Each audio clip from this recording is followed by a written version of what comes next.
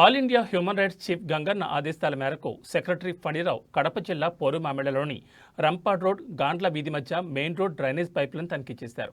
ఇరుపక్కల ఎటువంటి గోడ నిర్మించకుండా కాంక్రీట్ కడ్డీలు కూడా వేయకుండా ఇరుపక్కల క్వాలిటీ లేని కాంక్రీట్ నింపి పైపును పూడ్చారు.